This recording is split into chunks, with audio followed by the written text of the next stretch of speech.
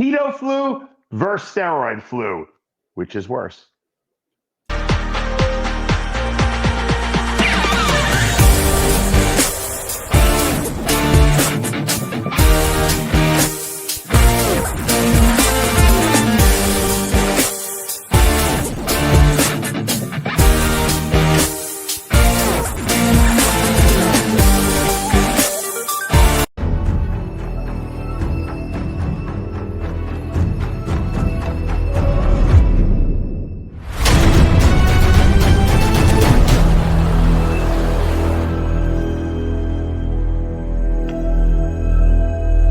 I created Species Nutrition with one mission in mind: to provide bodybuilders and serious athletes with no-nonsense supplements that work.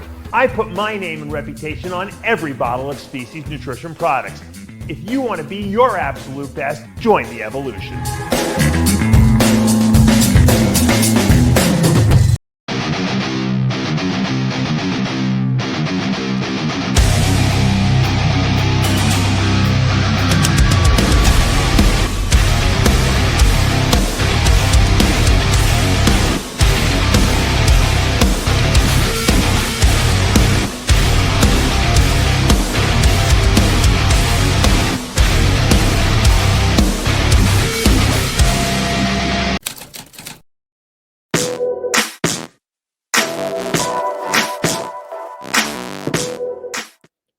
RX Television, RxMuscle.com. This is Ask Dave, your weekly question and answer show with Dave Palumbo. Whatever's on your mind, be it bodybuilding or non-bodybuilding. We are about 1.5 weeks out from the Arnold Classic. A lot of excitement, of course.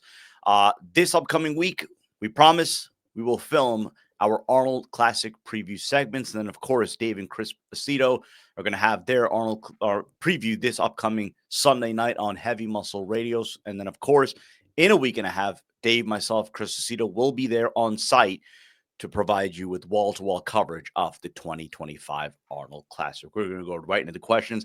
First, 4 questions on this episode from the Dave Palumbo Experience app. The first question: why do people who do traditional low-protein keto diet talk about the, quote, keto flu after a week of trying to become fat adapted? But with your keto, it's 3 days without a keto flu. Yeah, I don't know about, I never really heard the term keto flu, but what happens is if you're going to go on a pure ketogenic diet, which means that you're going to eliminate carbs, keep protein high, at least in my diet, in my performance diet, and keep fat moderate, your brain is not going to have a fuel source. And the brain likes to use ketones or fat, which is essentially the same thing. Fats get turned into ketones, but it doesn't, it won't do that in the presence of carbs. So when you take the carbs out of your diet, for a couple of days, your brain is kind of like confused. It doesn't know what to do. So it's trying to burn carbs, but they're not around. So it's basically got a very low supply of fuel. So you get that like goofy, like feeling, almost that low blood sugary, like spacey feeling. It's not really a flu-like feeling like you would get with the steroid flu, which I'll explain in a minute, the difference. It's kind of just like you feel a little out of it. And about 72 hours in, 3 days, that's how long it takes for your brain to switch. So it's basically your brain says, you know what? There's not enough fuel here. We give up. We're going to use ketones as fuel now. And that's what happens. Your body starts turning fats into ketones, and it starts using that as fuel. And then you have an unlimited source of fuel, right? Because you got plenty of fat in your body. And if you're taking in fat in your diet, your brain feels great. But it's that 3-day transition when your body is switching to using ketones as a fuel source. There's really nothing you can do to get over that. You can't take something to make yourself feel better. It's because your brain just doesn't feel good. And that's why a lot of people stop and they get off the diet. They say, I can't do this low carb thing. But the truth is that they're just right when they quit is when they would have been, the next day they would have felt fine probably. So don't quit. Get through that 3 days. For some people, it takes a 4th day to really feel like they're in a strong ketosis. So it's 3 to 4 days. I always say 3 days. Most people say 3 days, but it could take 4 days. So there is a variability factor there. Now, what is steroid flu? Steroid flu is sometimes when you start a cycle and you're taking high amounts and you hadn't been taking anything. You go from nothing to 1,000 milligrams of testosterone a week. Sometimes it just overwhelms you, especially if you're using short-acting esters like sustanon that have short-acting propionate in there. or just simply propionate, it kind of hits you too fast and your levels go really high. And what happens is your immune system gets a little whacked out and it starts not, I wouldn't say attacking the testosterone molecule, but it overreacts your immune system. And you get this like flu-like, you get the flu-like symptoms. You get fever, chills. Sometimes you get achiness in your body. And the bad thing about it is it feels like you feel like crap. But the good thing is that the thing that can neutralize that immediately is taking 2 Tylenol. So acetaminophen, also known as Tylenol, you take 2 of those, extra strength, and it goes away instantly. And you can do that every like 4 or 5 hours if you need it.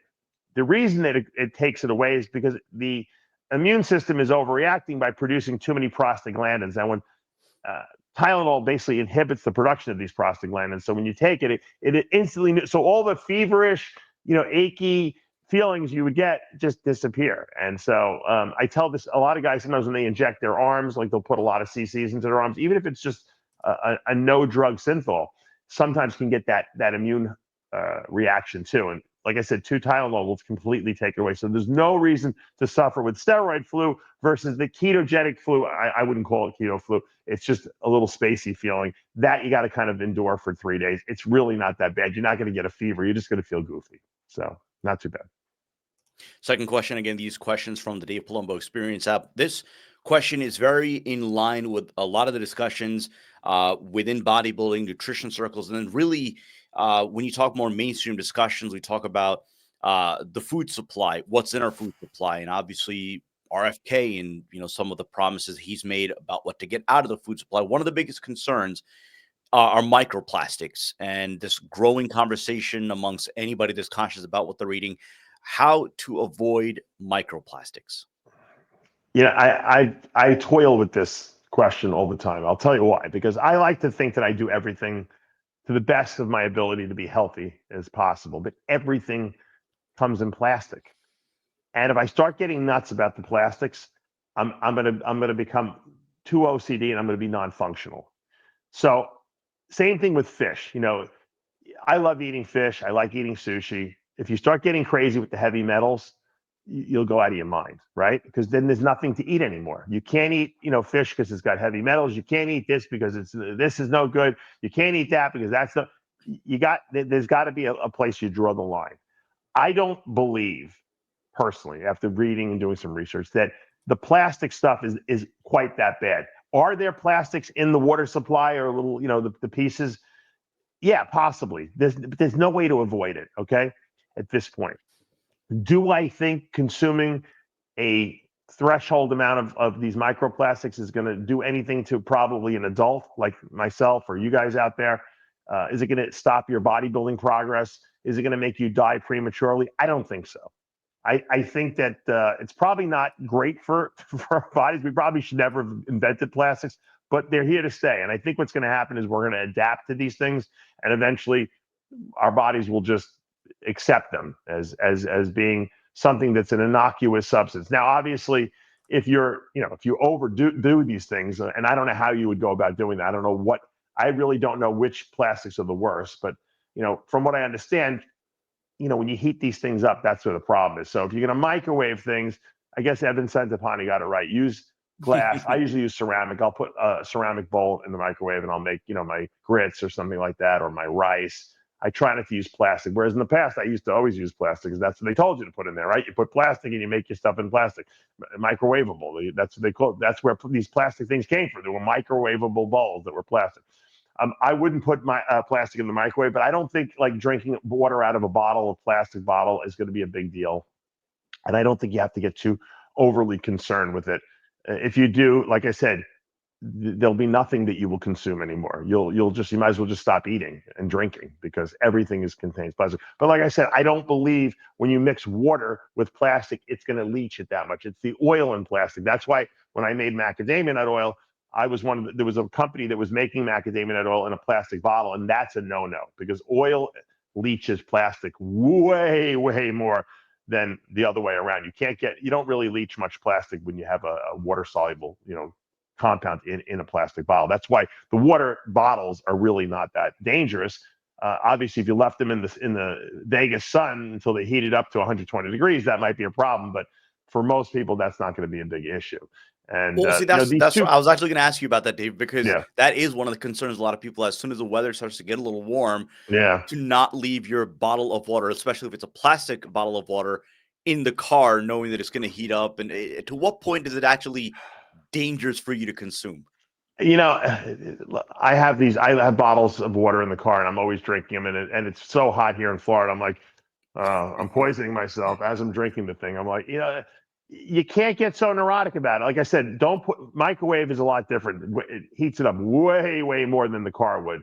So if you can avoid heating these plastics, I think that's the key. And keep oils out of the plastics. You do not want to mix oil in plastic. That's so if you have like a maybe if you're storing your food in plastic and you have oil in it, it might not be the best thing to do. You might want to try to get some glass, bowls and stuff like that, glass stuff to put in there. But by and far, water inside a plastic bottle is probably not going to be that dangerous. Go back to the Dave Palumbo Experience App questions. We have 4 from this week. Full disclosure, last week was a pre-recorded episode. So we have 4 to start this episode. This question is about deadlifts. Your professional opinion on high rep deadlifts, pros and cons. Here's the problem. Deadlifts are executed because you're trying to lift heavy weights. So you can build density in your legs and your upper back, right? It really builds density in your whole body due to the stabilization aspect of it too. So doing high reps with lighter weight is really probably not going to do very much for you, other than if you're looking to do CrossFit and build some endurance, strength endurance. I don't think it's a bad idea if you're just working on form, but I always found that when the form starts to deteriorate as you get tired, that's when you get hurt. So I do not like high rep deadlifts because I think that's a recipe for injuring yourself. I don't like high rep squats either, because you know what? When you got a squat bar and you're balancing everything, I don't care. Even if the weight's pretty light and you're doing reps with it, when you start getting into the 20 rep range, your form deteriorates because you get tired. And that's when people get hurt. And you're not building muscle doing that. Okay. You might be trying to, prove something to the guys at the gym. Hey, I can do more reps than you can with 315 on the bar. That's great. They'll have those little competitions every once in a while, but you can get hurt too, because you only get hurt in the gym when your form deteriorates. And that's what happens as you get tired. So if you think you're going to be building muscle doing high rep deadlifts, you're actually barking up the wrong trade.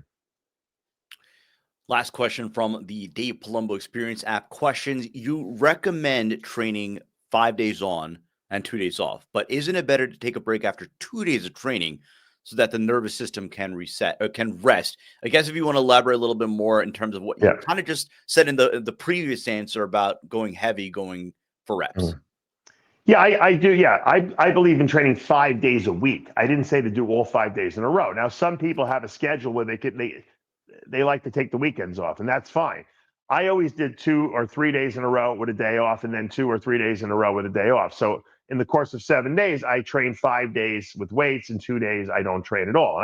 And I still do that to this day. I have the exact same schedule as I did when I was at my very biggest, because I find that is the best schedule to allow your body to recover adequately. Matter of fact, when I was actually my biggest, I was actually trying to prioritize arm training, and I actually would do, I think I've told people this, triceps on its own day and biceps and forearms on its own day. So I was actually on an 8-day split. So I was training 6 days out of 8 days and with 2 days off. But 2 of those days were very light days, or not light days. They were very low volume days because I was only doing, biceps or triceps.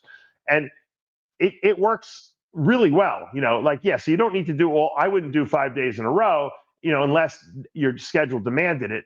I would try to break it up for sure. Now, all these 4 questions came from the Dave Palumbo Experience app. And if you guys, are new to the show, that's an app that I offer. It's $29 a month. You get me as a coach in your back pocket. Essentially, you download it from the Android store, the iTunes store, and all my writings, all the videos I've ever done in one organized place.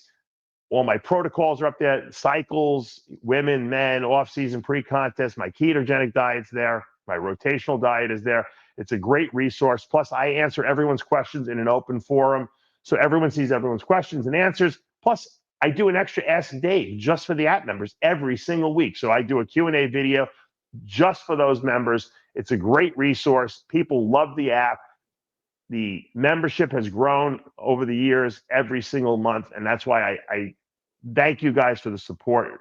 It really encourages me to keep going with this thing and keep it going. And I'll continue doing it because I know people love it, and it's a great resource. And if you really are looking to constantly keep getting new knowledge into your little brain there, this keeps you sharp. It's questions that you never thought of a lot of times because other members have really good questions. And it's a learning experience that never stops. So thanks for the support.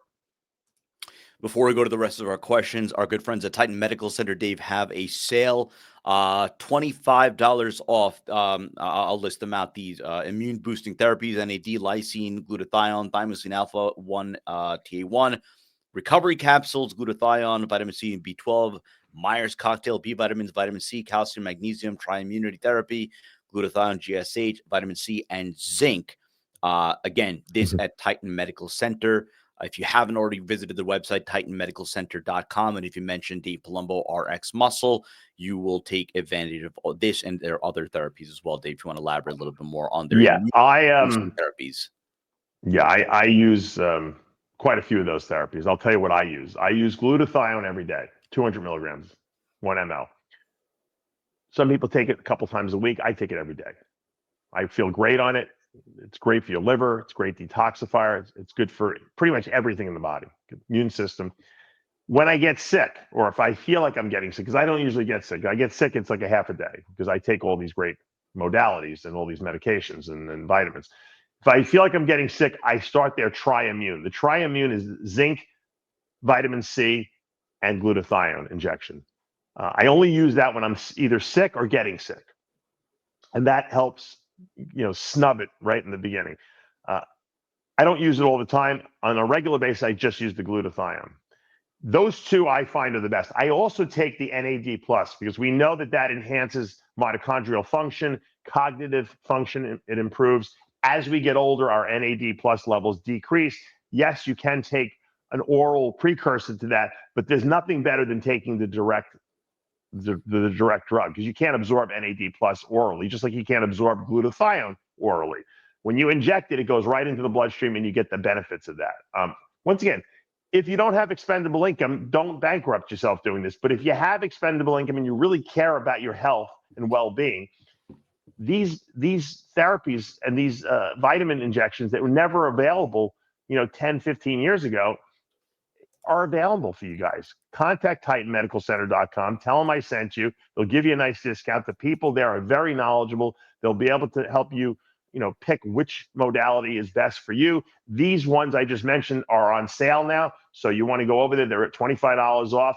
They have a lot of great other stuff there as well that you might be interested in, libido enhancers and hormone replacement. But check these out because they are on sale and it's only for, I believe, a week, right, Sid? Yeah, let me see when. Until the end of the month? Yeah, till the end of the month. Yeah. So that's essentially another week and a half away. So yeah. Let's take questions from our Instagram page and from our YouTube community page. Obviously, over the last few days, it has been Sam Sulek Mania. Sam Sulek making his debut appearance at the NPC Legends Classic out in Vegas, winning the overall Classic Physique crown. So congratulations to him. That earned him a ticket to the Arnold Amateur. So the question is from Matt Black, and it's a good question. If Sam Sulek wins the Arnold Amateur, would he be able to compete in the Pro Classic Physique? Meaning, imagine Sam, Wesley, Mike Sommerfeld in the same stage. Not saying that he would place, but in his opinion, it would be cool to see nonetheless. Yeah, I don't think that that's something that the Arnold people do. It would be a good idea to do it. I think they give you a qualification for the year next after. year. I believe so. Yeah. Year. I don't think Sam's ready to get on a pro stage. I'm not even sure he's ready to turn pro yet.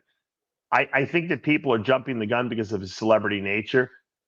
What I said, and I see people criticizing him, I see people praising him. I think for a first show, he did an awesome job. He got himself in great shape. He looked good. His presentation was really good. It was impressive considering this is his first show. And I think he did a phenomenal job. I think it's great. He's testing himself out to see how he does at the Arnold Amateur. You never know what could happen. But there's a lot of good European people and people from the Middle East that come into that show too. He's going to have a tough time, doing well in that show. I think he'll probably be top 10 and maybe even top 5, but it's going to be tough only because there's a lot of stiff competition. If he did win, Would it be a good idea to throw him into the lineup? I don't know. Maybe from a marketing perspective, but the Arnold people might consider doing that only because he's got 6 million followers on Instagram. It certainly would. It certainly wouldn't hurt business, so to speak, to throw him in there, even if he doesn't do well, just because he is such a popular kid, and his fans would love it. I don't know if we'll see that, but if he does win, he will definitely qualify for the following year Arnold Classic. So, but like I said, I don't think he's at that level yet. I think he would be exposed, for being, less than ready to be at that level.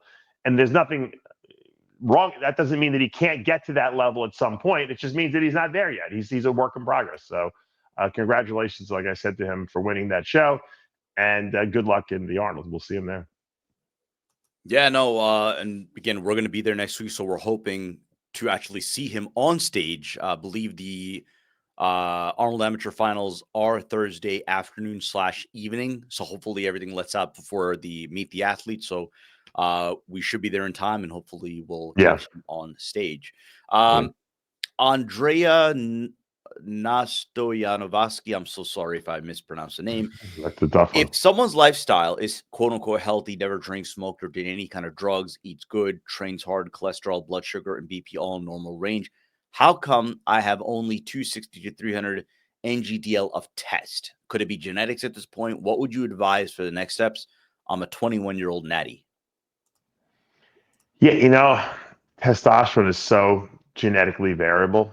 I never had my testosterone checked when I was 21. It was probably through the roof, because I was an athlete. I put muscle on relatively easy. I was strong. I was, that's just my genetics. And even when I told you, even when I stopped taking anabolics or HRT for 7 years when I was having my kids, my levels were the levels were double what this person's is. So there's not much you can do. The good news is that now, because everyone tests for testosterone levels, even at a young age, because we realize that there are people that are walking around low, we can do something about it. If you're low and they try a bunch of modalities on you, you've tried natural testosterone boosters like Testalize, you've maybe tried some HCG through your doctor or some enclomiphene, and you're not raising your testosterone, then you might consider going on HRT. And then if you, at some point, down the road, you want to, have children, you could always go off it through the baby making protocol. So I don't think there's anything wrong with it if you're low going on. Matter of fact, I know guys who I'm convinced were probably hypo, their whole life. They probably had low testosterone their whole life, because I see what they look like in high school. They were like soft looking, not a lot of muscle. They weren't really great athletes. And then they got into bodybuilding, right, to try to improve their self-image. And at some point, they decided to do a cycle. And as soon as they started taking even one shot of testosterone a week, their bodies completely changed. And they started putting on massive amounts of muscle. They started looking harder. They looked better. And my belief, was that they were probably hypo their whole life. They probably just didn't produce enough. And as soon as they restored that level to a higher, 850, 1,000, total testosterone, it was like their bodies transformed. And they didn't even know they had genetics for building muscle because they were so low their whole life, and they suffered with it unnecessarily. So if you are that low and you are experiencing what I'm, pointing out, there's nothing wrong with taking hormone replacement through a doctor. I don't see why a doctor wouldn't prescribe it if you're low. If you had no testosterone production, they would give you replacement. So 200 to me is very low for a man. So I would inquire with your doctor about potentially getting you on some replacement. Question about syringes from Waleed Fit Coach. Is it a bad idea to mix IGF-1 with GH in the same syringe? People have been asking me this for years. I never did it. The only reason I didn't do it is because GH is a very fragile molecule. And I always wondered if maybe the IGF, whatever the media is that the IGF is, it might be a different pH, or it might change something, and putting it in the syringe together might do something. You're only putting it in there for 30 seconds, so it probably doesn't matter. You could probably mix them together and inject it. I just never did by convention. So it's up to you. I don't think it matters one way or another. I don't think it's going to change anything. Let's go to VIP Lav Takur. I've been completely off cycle for 15 weeks. Blood work, organs, results, everything came in good. Is it okay to get back on a mild low dose cycle now? Yeah, I mean, it sounds like you did a nice off cycle, and everything seems to be working well, and your blood work is normal. I would say it's a personal choice at this point. Usually, it takes about 8 weeks to clean out and get everything back to normal and restore those receptors. You've done double that already, so yeah, I think that you're fine. Best way to keep sanity when you're low on carbs? Keep very busy. I would, I used to go, I would do anything to keep myself distracted. I know a lot of people are going to laugh at this. I know a lot of guys and women do this very frequently when they're in the last, weeks of their diet where they're getting crazy because they're really hungry, carbs are low. They start cleaning. I used to clean, I would clean closets up. So I'm like, oh, look at that closet. There's so much crap in there. And I would pull the whole closet out, everything. And I would reorganize it, throw stuff out, hang stuff on hangers. I was doing laundry every day. I did anything to keep myself busy between meals. And I'm like, oh, great, 5 minutes. I can cook my next meal and eat my next meal. And then I would go and do it all over again. And sometimes, obviously, during the day, when you have to go out and do things like, go to the gym and tan and I would go to the supermarket, buy supply. I would just try to keep myself busy all day long, go to the store, buy stuff, pick stuff out from my house. All right, I need this, I need that. I had like lists and I would just check off. It was great because the more occupied you can keep yourself, obviously, the less likely you are to think about food. But cleaning is the best. Every bodybuilder tells me they love to clean when they're dieting. And then as soon as the diet's over, they don't want to do anything anymore. But I can promise you that your house will never be as clean if you start directing that energy into cleaning your house. It's great. It's a great distraction. I know we get this question a lot in terms of where to inject, depending on what you're injecting. Best place to inject HGH, in your opinion? I was always very lazy, and I didn't like doing it under the skin because I always felt like it welted up areas. I would just pop it in my shoulder with an insulin pen. I mean, it's so easy. It's a very small amount of fluid. Just stick it in the shoulder and just push it in there. Doesn't leave a welt, doesn't leave a mark, doesn't usually hurt. It's just simple. Injection into the muscle, IM, versus subcutaneous under the skin, same absorption route. You can do either one. So there's no reason to put it under the skin if you're getting, marks left or it's welting up or it's leaving. I don't know why anyone injects their stomach. And I don't even know. I think they tell fat people to inject their insulin into their stomach. And so people think, oh, I got to inject subcutaneous into my stomach. Why would you want marks on your stomach and little welts on your stomach? Never do that. Just put it in your shoulder. We talked about, what were we just talking about? Those questions about, about keeping your sanity while low on carbs. Well, this question is about sleeping while on prep and presumably low carbs at that point as well. Any tricks to sleep past 2:30 in the morning? I'm 6 weeks in and I'm basically taking 2 to 3 hour naps in the middle of the night. Yeah, you get hungry, you wake up. It's a tough one. We just did a whole giveaway for Somalize. We gave away 2 free bottles, with everyone. Somalize I made Somalize because that's how I would fall asleep when I was contest dieting.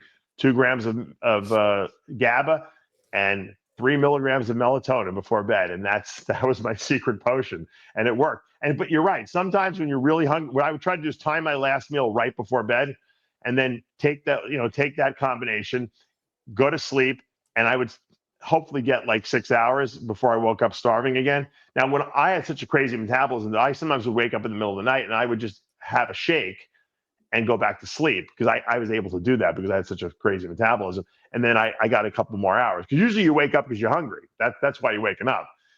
That works good. The last 4 weeks, and I'll tell you this, that one of my tricks was, especially when I got really, really down to like almost zero body fat, I would take a little bit of at the time it was Valium. Now Xanax, I think, is a better alternative because Valium can sometimes give you a little bit of hangover. But I'm telling you, I would take the smallest amount. I would take a pill and I would bite a little chip off of it because you don't need a lot of it. You're not taking it to knock yourself out. You're just taking it to relax your brain a little bit. And I would do that the last 2 to 3 weeks, before bed. And that kept me asleep a lot better too. I'm not saying, you should do that. Try the melatonin GABA trick I told you about, get a bottle of Somalize and do that. that usually does work most of the time. But like I said, sometimes that last week or two, it's just, you're not getting good quality sleep. Your body's not looking good because you're not getting a good quality sleep. If you can get, a doctor to write your prescription, even just for 2 weeks, for this stuff, just take a little bit. And I'm telling you, you'll be much more relaxed, and your quality of sleep will be a lot better. Here's a name that I'm not sure when's the last time he was brought up on this channel, Art Atwood. The question is exactly how, I don't know if you've seen him in person, exactly how massive was Art Atwood? No, I was friends with Art. So yeah, Art and I competed, during the same era, and he was big. He was really thick. I remember when I went, I did a guest posing in Wisconsin for my friend Don Kersner, and we were at a show there. I think I did an appearance with him. I was at a show and Art was there. This is when we were at both Art the biggest. I was probably about over 300 pounds. He was probably over 300 pounds, and he was built differently. He was wider than me. But he had like a different type of physique. He was big. Him and I were about the same size at that point, and he was the nicest guy. What a shame. May he rest in peace. He died way too early. And he and I just had started doing business together. He brought, a lot of people don't know this, he brought Vitargo over to the United States from Europe. There were no high molecular weight carbohydrate shakes at that point in this country. He had some kind of exclusive deal where he was bringing it over, and this was before I had Species Nutrition, and I was buying the Vitargo from him and selling it on my DavePalumbo.com website, because as you guys know, I sell other people's products on there that I believe in, and I thought it was a great product. No one had it, and I was buying cases and cases and cases. We were doing a lot of business together, and then he died. It was a terrible thing, but yeah, he was a big guy. He was a big dude. He was impressive. A lot of people don't realize he won a pro show, and beat some really good guys. He was massive. His shape was a little weird, but he had a lot of muscle and he got really lean. Very impressive guy.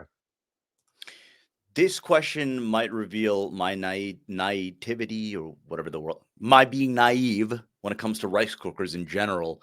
I guess there are rice cookers that can drastically reduce carbs from the rice. So this question is about saying Luke Hiss saying that he has a rice cooker that reduces carbs by 30%.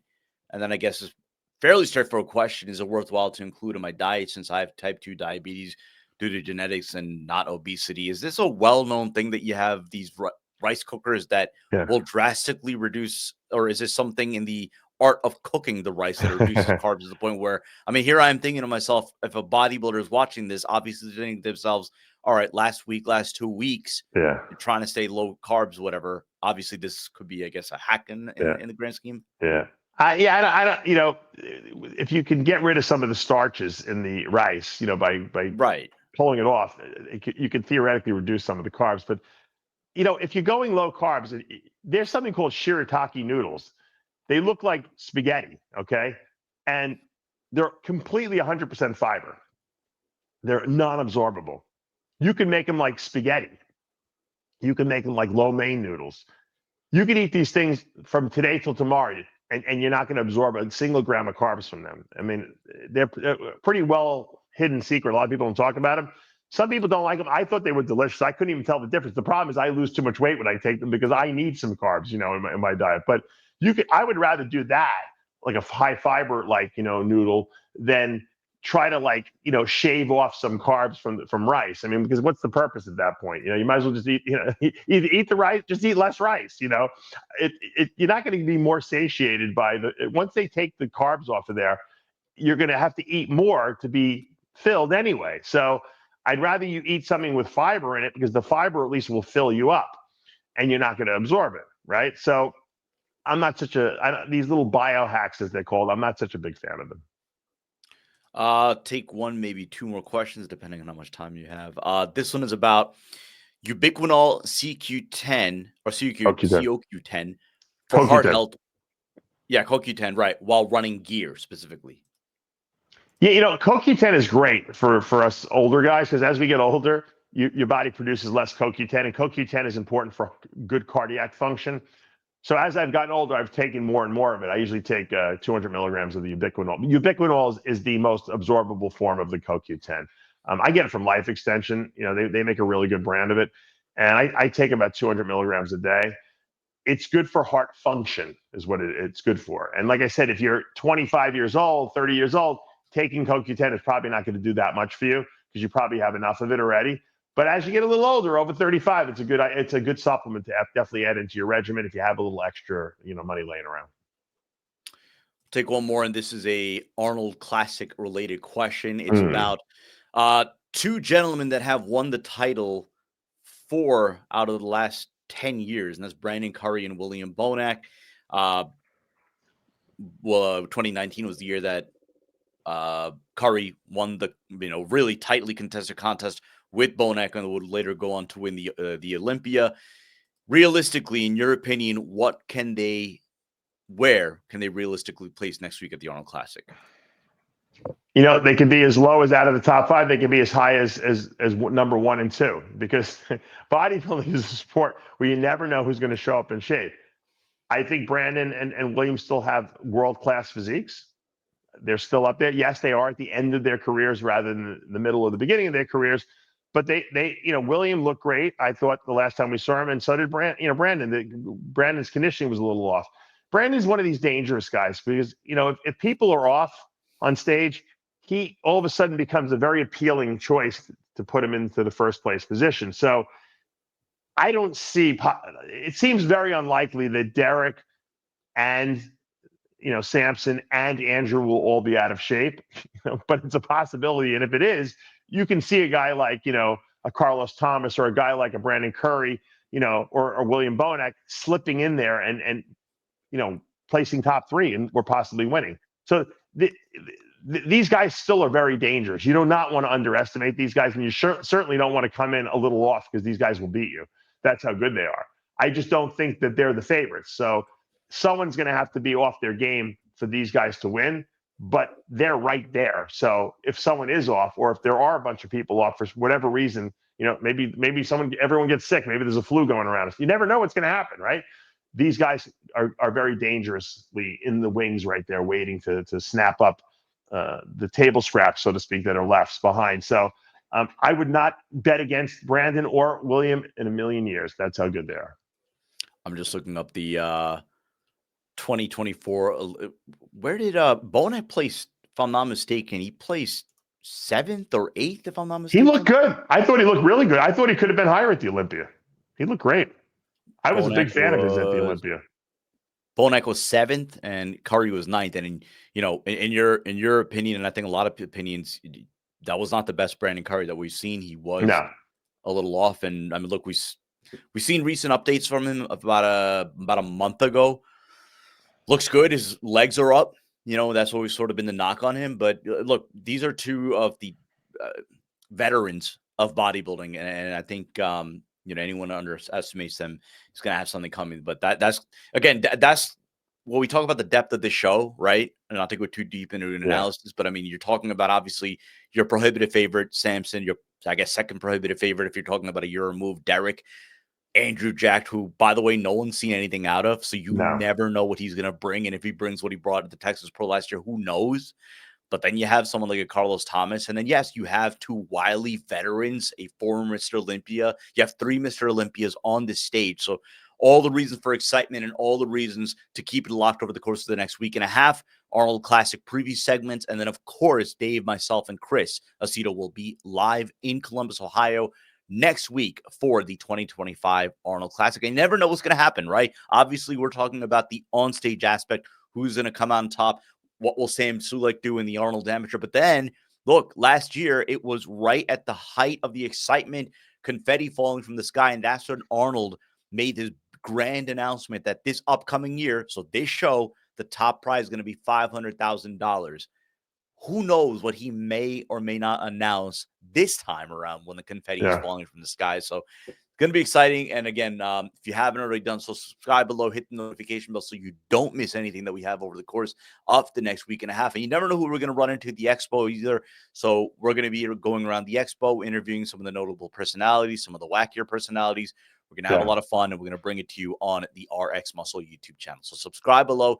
Hit the notification bell if you like what you're watching. Hit the like button, comment below. And as always, we appreciate all of your support. All new episode of Heavy Muscle Radio and the After Hours podcast from yesterday, comparing a young natty Greg Valentino against what we saw this past weekend out of Sam Sulek. For Dave Palumbo, I'm Sadiq Faruqi. We'll see you next time.